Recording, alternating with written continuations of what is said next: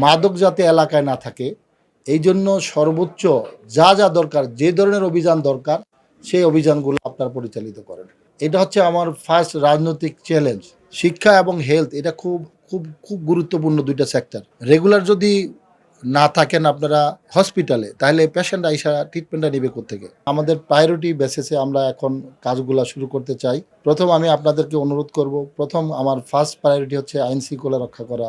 এক্ষেত্রে আমি আমার প্রশাসনকে বলবো, আমি অনুরোধ করব যে আপনারা আইন শৃঙ্খলা রক্ষার ক্ষেত্রে বিশেষ করে মাদক, এই মাদকটা যাতে এলাকায় না থাকে, এটা আমি আপনাদের কাছে, আমাদের উপজেলা প্রশাসনের কাছে আপনাদের কাছে বিনীতভাবে অনুরোধ রাখছি যে এই মাদকের ক্ষেত্রে আমি ব্যক্তিগতভাবে আমি আপনাদের কাছে, এটা একজন সাংসদ না, আমি একজন সিটিজেন হিসেবে আপনাদের কাছে অনুরোধ রাখছি, মাদক যাতে এলাকায় না থাকে এই জন্য সর্বোচ্চ যা যা দরকার, যে ধরনের অভিযান দরকার সেই অভিযানগুলো আপনারা পরিচালিত করেন।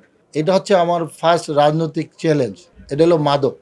কারণ আর সেকেন্ড যে উন্নয়নমূলক কাজগুলো আমরা করব সেটা আমরা প্রায়োরিটি বেসিসে করব।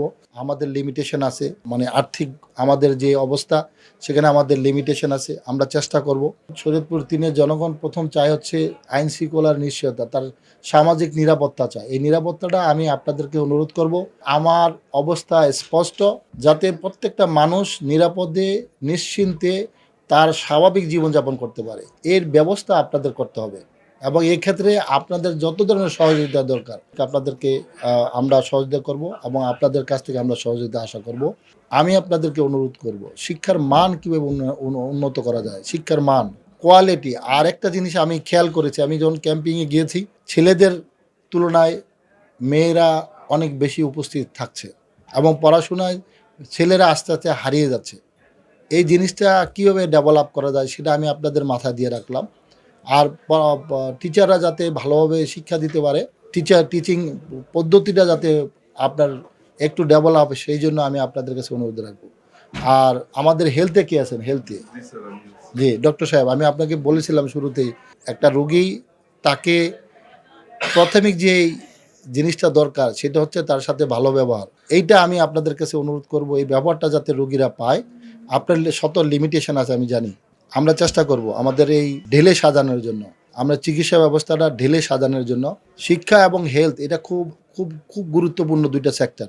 রেগুলার যদি না থাকেন আপনারা হসপিটালে, তাহলে পেশেন্ট আইসা ট্রিটমেন্টটা নেবে কোত্থেকে? আপনি যতটুকু লিমিটেশন আছে ওর মধ্যেই যদি আপনি উপস্থিত থাকেন, আপনার হসপিটালটাকে আপনি একটা সিস্টেমে নিয়ে আসেন।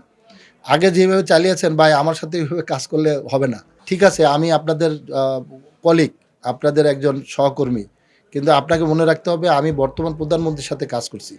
সুতরাং আমার সাথে কাজ করা কিন্তু একটু কষ্ট হয়ে যাবে। আমার উপজেলায় কাজ করা এটা কিন্তু খুব ডিফিকাল্ট হবে। আমি আপনার প্রতি বিশেষভাবে অনুরোধ রাখছি এবং পাশাপাশি আপনাকেও ধন্যবাদ জানাচ্ছি। আপনি আপনার টিম নিয়ে রেডি থাকেন ভাই, হসপিটালটা যাতে অ্যাটলিস্ট মানুষ স্বাভাবিক একটা ট্রিটমেন্ট পায়। একটা গরিব মানুষ বলেন, একটা অসুস্থ মানুষ বলেন, মানুষটা অসহায়, যে রুগীটা অসহায় হয়ে আপনার কাছে আসে চিকিৎসা বাঁচার জন্য, তাই না? সেখানে আপনাদের যে আন্তরিকতা আছে সেই আন্তরিকতা যাতে আরেকটু বাড়ানো যায়, সেই জন্য আমি আপনার প্রতি বিশেষভাবে অনুরোধ রাখছি।